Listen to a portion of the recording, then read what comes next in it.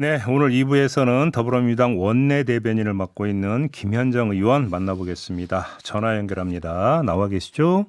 네, 평택시병 김현정입니다. 네, 의원님께 좀 두 갈래 질문을 좀 드려야 될 것 같은데요. 지금 의원님 그 소속 상임위가 정무위죠? 네네. 예, 정무위 관련 좀 그 현안부터 좀 질문 좀 드리겠습니다. 그 네, 어제 개인정보 유출 기업의 전체 매출의 최대 10%까지 과징금을 부과할 수 있는 법안이 정무위 법안 심사 소위를 통과를 했더라고요. 이게 이제 쿠팡 때문이라 이렇게 봐도 되는 걸까요?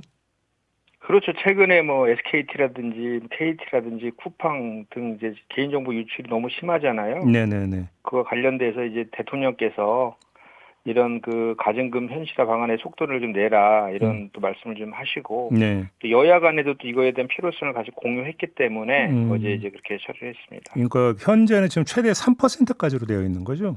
네, 그렇습니다. 그러니까 개인정보법상 전체 매출액의 3% 이내고요. 예. 매출 산정이 곤란할 경우에는 20억까지 할 수 있도록 되어 있는데, 과징금을. 네네, 요것을 이제 전체 매출액의 최대 10%까지 올리고, 매출 산정이 곤란할 때도 50억까지 물릴 수 있도록 이제, 그, 개인정보 관리 수준을 올릴 수 있도록 이렇게 제재를 강화한 겁니다. 근데 쿠팡 같은 기업의 규모에 비춰볼 때 50억이면 그렇게 큰 돈은 아니지 않습니까? 요건 매출 산정이 곤란할 경우고요. 예. 지금 그 쿠팡이 매출이 한 40조 정도로 좀 알려져 있거든요. 네.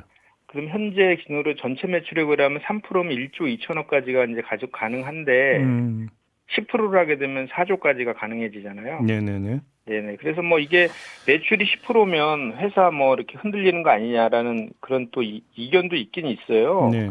그런데 이제 이게 그냥 그 무조건 다 그렇게 하는 것이 아니라 그 기준이 있습니다. 그 3년 내에 고의 중과실이 반복돼서 위반한다거나 또는 1,000만 명 이상 그 대규모 유출했을 경우라든지 또 시정명령을 불이행했을 경우 이렇게 중대 사고에 대해서만 이렇게 확실히 책임을 묻겠다라는 네. 취지라서요. 네네. 그 이게 정무위 소관인지는 좀 잘 모르겠습니다. 혹시 집단 소송제를 그러니까 입법화하는 부분은 검토가 되고 있나요? 이게 지금 그 금전 배상형 단체 소송 네. 을 이제 그 단체소송 대상 범위에 손해배상을 추구하는 그 금전 배상형 단체소송을 도입을 지금 처음에 초안에는 올라갔었는데 네. 이 여야 합의가 안 돼서 음. 이번에는 좀 배제가 됐습니다. 그래서 예. 관련 부처의 의견을 좀 더 그 조회하고 아, 다시 추후에 재논의하기로 이렇게 정리가 됐습니다. 그거는 여야 합의를 보지를 못해서. 네, 국민의힘에서 좀 반대하더라고요. 예. 아, 그래요. 네, 알겠습니다. 또 하나 지금 그 정무위 소관 부처가 그 국가보훈부잖아요. 네, 네, 네. 그 제주 4.3 사건 당시 유혈 진압에 나섰던 박진경 대령을 국가유공자로 등록한 것이 이제 그 보도가 돼서 논란이 됐고 이재명 대통령이 이 등록 취소를 검토하라고 지시를 했는데 네. 이 법령상 이게 좀 가능합니까? 네, 가능은 합니다. 그러니까 이게 그 보훈부가 이거를 이제 임의로 취소할 수 없다라고 한 근거는 뭐냐면 박진경 대령이 국가유공자로 지정된 이유가 을집 무공문장을 서운 받았기 때문에 그걸 근거로 해서 이게 이제 그 유공자로 지정이 된 것이거든요. 네네네. 그래서 그 전제가 되는 그 무공문장 서운이 취소될 경우에는 이 국가유공자 지정도 소급해서 취소가 가능합니다. 네네네. 근데 이제 그 무공문장 서운을 취소시킬 권한은 국방부에 있어요. 네. 그래서 국방부가 그 박진경 대령의 그 훈장 서운 취소 검토에 지금 들어갔거든요. 근데 훈장 서운 취소 요건이란 게 또 있을 거 아닙니까? 그렇습니다. 그런 요건들이 있는데 예를 들어서 박진경 대령 같은 경우는 과거 4.3 사건을 진압했던 당사자라는 거잖아요. 네.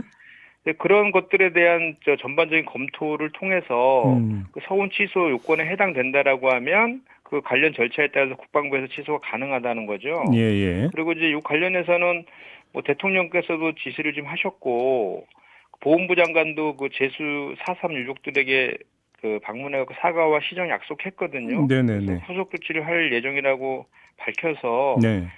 국방부에서도 그런 방향으로 좀 이렇게 검토가 이루어지지 않을까 이렇게 저는 예상하고 있습니다. 근데 좀 그 뭐 좀 그 돌려서 보면 그 박진경 대령 유족 측이 무공훈장 받았으니까 국가유공자로 등록해달라고 신청을 한 바로 그날 국가유공자 등록을 해줬다라는 거잖아요. 보훈부에서. 네, 네, 네. 혹시 이거를 좀 그 심사숙고해서 좀 면밀하게 검토를 했었어야 되는 거 아니에요라는 어떤 그 결과론적 지적도 있던데 그 점은 어떻게 보세요? 뭐 그런 부분에 있어서는 분명히 아쉬운 지점이 있습니다. 네. 그래서 그 이제 문대림 의원이 국회에서 기자간담회도 했고요. 예. 그래서 그 이후에 빠르게 이제 이렇게 그 후속 조치들을 해나가는 그런 과정입니다. 근데 지금 법령상 그 훈장을 받으면 바로 국가유공자로 등록이 될 수 자동 조항입니까 그거는? 그러니까 그게 그 법률에 의해서 예. 그렇게 되도록 네. 그렇게 되어 있다고 합니다. 그래서 그렇게 무공훈장을 수훈 대상자로 선정이 되면 그 보훈부는 뭐 자동적으로 이렇게 할 수밖에 없는 입장이고 임의로 취소할 수 없다라고 그러고 입법이 필요한 문제라고 이렇게 알겠습니다. 이제 얘기를 하더라고요. 아무튼 예. 해법은 그럼 국방부가 무공훈장 서훈을 취소하는 이 방법밖에 없다. 이렇게 정리해야 되는 거네요. 그리고 그렇게 검토를 지금 하고 있다 이 말씀이신 거죠? 맞습니다. 네. 또 하나 독립기념관이 있잖아요. 네. 김명석 관장에 대해서 그 특정 감사를 마치고 이달 초에 결과를 통보를 했다라고 들었는데 그 뒤에 혹시 진행 상황이 어떻게 되는 겁니까? 그러니까 지난 5일 날 그 결과가 통보됐어요. 김 관장한테. 네네. 근데 이제 그게 절차가 한 달 동안의 이의 신청 기간이 있습니다. 아, 이의 신청 기간이 있어요? 예, 그래서 재심의 이거 신청 마감 기간이 내년 1월 5일이에요. 그래서 그 전까지는 저희가 이제 감사가 불이익 처분이다 보니까 그 기간 이제 1월 5일까지는 대외 공개가 되지 않아서 그 내용 구체적으로 확인은 지금 할 수는 없고 네네네. 다만 이제 제가 그 국정감사에서 김영석 관장에 대해서 해임 조치 요구를 강력하게 여러 가지 사안을 통해서 요구한 의원이거든요. 네네네. 그래서 그 구체적 감사 결과가 공개돼야지 이제 알겠지만 대략적으로 뭐 그 김영석 관장의 그 해임 사유는 뭐 차고 넘칩니다. 뭐 공공기관 뭐 사유와 논란뿐만 아니라 그 제가 최초로 제기했던 문제인데 그 아들한테 돈을 빌려준 채권자 가족을 독립기념관 관련 인사로 이촉한 의혹도 있고요. 네네. 그리고 또 심지어 100여 차례가 넘는 상습적인 지각과 조기 퇴근 그 문제도 있고 또 근본적인 문제는 이분이 구구 누레이트 사관을 가진 사람이잖아요. 네네. 일제 강점기 대한민국 그 선조들의 국적이 일본이라고 했던 사람입니다. 이렇게 이제 해임 사유가 차고 넘치고 또 그럼에도 불구하고 본인은 더 이제 적반하장식으로 행동하고 있잖아요. 네. 그러니까 해임 사유가 차고 넘친다는 걸 본인도 아니까 반성은커녕 오히려 이 상황들을 정치적으로 지금 악용하고 있다라는 생각까지 듭니다. 아, 오히려? 그러면 예를 들어서 감사 결과 통보 다음 날 또다시 예배 행사를 독립기념관에서 가졌다라는 보도도 있었는데 그럼 이것도 일부러 이렇게 하는 거다 혹시 이렇게 해석을 하세요? 저는 그렇게 생각합니다. 전 방통위원장이었던 이진숙 씨랑 좀 비슷한 맥락이 아닌가 싶은데요.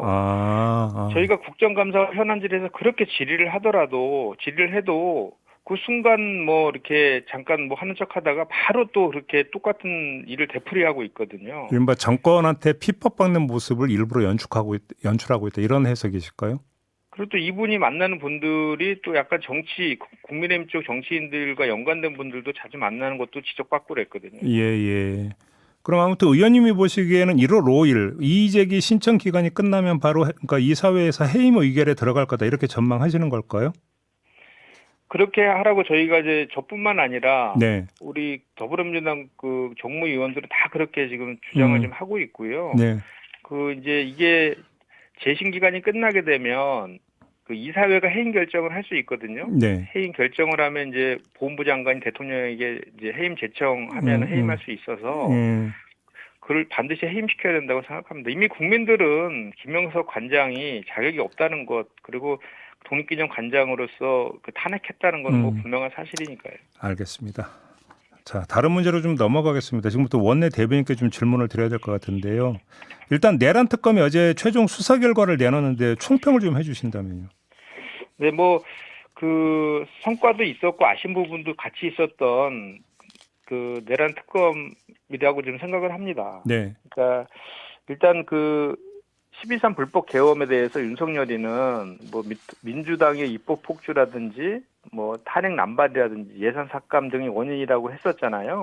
근데 그것이 아니고 그 정적 등을 제거하고 그 영구 집권하기 위해서 사전에 치밀하게 계획된 것이다. 그래서 23년도 10월부터 그 사전에 그 계엄을 준비했다는 것도 밝혀냈고, 또 이제 그 내란 수계를 풀려나 있던 내란 수계를 3주 만에 다시 재구속시키기도 했지 않습니까? 네.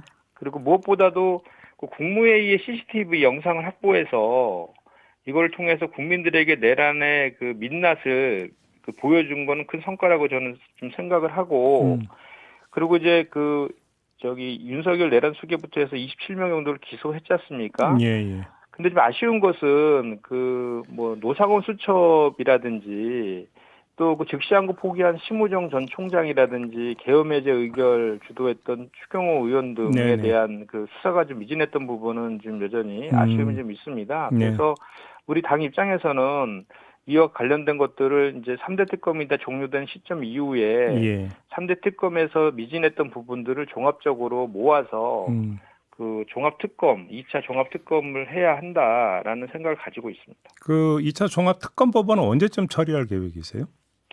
일단은 12월 28일까지가 김건희 특검법이잖아요. 예, 그렇죠. 시간이. 예, 그거 끝나고 아, 이제 3대 특검에서 어떤 범위 정도까지를 그 포함해서 2차 특검을 할 것인가에 대한 논의들이 있을 것 같고요. 네. 그 이후에 이루어지지 않을까 예상합니다. 그럼 좀 기초 작업, 예를 들어서 어떤 2차 특검 법안의 내용, 예를 들어서 그러면 수사 범위라든지 특검팀 규모라든지 혹시 이런 것들은 좀 준비를 하고 있는 겁니까, 그러면? 아주 구체적으로 거기까지 준비하는 단계까지는 아직은 아닌 것 같은데요. 네. 네네. 일단 그 필요성이라든지 그 범위라든지 이런 것들에 대한 당정대 간의 네. 그런 논의들이 이제 이루어질 것으로 보여집니다. 지금 국민의힘과 개혁신당은 통일교 특검을 주장을 하고 있는데요. 당의 입장은 어떤 걸까요? 전혀 일구의 가치도 없다 이렇게 어제 당대표께서 말씀을 하셨거든요. 네. 그러니까 이것은 특검의 대상이 아니다라고 저 생각을 하거든요. 그러니까 국민의힘의 주장은 그 통일교와 국민의힘의 연류 의혹, 네. 그거를 좀 물타기 하고 특검을 흔들려는 정략적 의도에 지나지 않는다라고 생각합니다. 네. 첫 번째로는 일단 그 국민의힘과 통일교 유착하고 지금 이번에 그 불거진 의혹 같은 경우는 우리 더불어민주당의 만의 문제는 아니잖아요. 여야 의원들이 같이 연루되어 있잖아요. 네네네. 그 중에 일부 인사가 이제 민주당 인사인데 예. 그 인사와 그 연루됐다는 의혹을 같은 선상에서 그 등치시키는 건 저는 어불성설이다라고 생각하고요. 예. 사안의 중대성과 심각성 자체가 차원이 틀리다라는 말씀을 드립니다. 그래서 그 국민의힘과 통일교의 유착 의혹은 그 한학자 총재가 그 22년 그 대선 시작할 때 네. 윤석열을 지지한다라고 하면서 윤석열의 대선 자금으로 권성동 의원한테 1억 원을 줬다는 거 아닙니까? 네. 그리고 또 그 건진법사를 통해서 김건희를 통해서 또 이렇게 그 고급 가방이나 뭐 목걸이 등을 준 거잖아요. 그럼으로 인해서 그 통일교의 청탁들을 수용할 수 있도록 하는 그런 작업을 한 거잖아요. 그런 과정에서 그 권성동한테 그 대선 자금 1억 원을 준 것은 당연히 윤석열을 보고 준 것이고, 네. 윤석열과 김건희는 같은 가족 공동체, 경제 공동체로 엮여 있어서 특검에서는 당연히 그것은 그 김건희 특검의 그 수사 대상이다라고 해서 수사를 한 것이고, 명백한 그 정교 분리 원칙을 위반한 것이고, 국정농단이고 또 정당 민주주의까지 위반했던 그런 아주 심각한 국정농단 사유잖아요. 네. 그리고 실제로 그 이후에 YTN 인수라든지 캄보디아 ODA 청탁에 대한 그런 정황들도 지금 확인되고 있는 그런 상황이지 않습니까? 근데 반면에 우리 지금 전재수 전 장관과 관련돼서 주로 이제 많이 공격을 하던데, 전재수 전 장관이 그 의혹으로 지금 제기되고 있는 금품 수수 시기는 2018년도부터 2020년 사이잖아요. 예. 김건희의 국정농단과 전혀 상관이 없지 않습니까? 그리고 또 본인도 지금 모든 혐의를 지금 부인하고 있는 그런 상황들 아닙니까? 예. 같은 선상에 두고 이걸 특검할 문제는 전혀 아니다라고 보고, 또 어제 보니까 국민의힘 의원들, 영남권 의원들이 다수 연루됐다는 의혹 보도들이 쏟아지고 있잖아요. 예. 예, 그리고 이제 특검에서도 이것에 대해서 국수본으로 이첩을 했고, 국가수사본부에서도 조직의 명운을 걸고 지금 아주 빠른 속도로 신속하고 엄중하게 지금 수사를 하고 있지 않습니까? 이런 상황이라고 하면 지금 국민의힘에서 이렇게 특검하자 그리고 또 특검을 요구하는 이런 것은 사실 정쟁용이다, 물타기용이다라고 볼 수밖에 없고, 오히려 지금 국민의힘이 해야 될 일들은 국민의힘 의원들도 많이 연루돼 있잖아요. 지금 나오고 더 나오고 있고, 그와 관련된 국수본의 수사에 적극적으로 협조하고, 그 이후에 예를 들어서 수사가 미진하거나 부족하다고 생각하면 그때 가서 주장해도 늦지 않을 문제다, 저는 그렇게 생각합니다. 일단 국수본 수사를 좀 지켜봐라, 이런 말씀이신 거죠? 네, 그렇습니다. 정리를 하면 짧게 내란 전담 재판부 설치 법안은 언제 처리할 계획이세요? 이게 지금 저희가 2차 임시회의를 한 21일 경에 아마 개의가 예상이 되거든요. 21일? 예. 예. 그때 아마 상정을 아마 할 예정으로 되어 있습니다. 본회의 상정을 그때쯤 한다? 네네. 알겠습니다. 자, 오늘 말씀 여기까지 들을게요. 고맙습니다, 의원님. 네, 고맙습니다. 네, 더불어민주당의 김현정 의원이었습니다.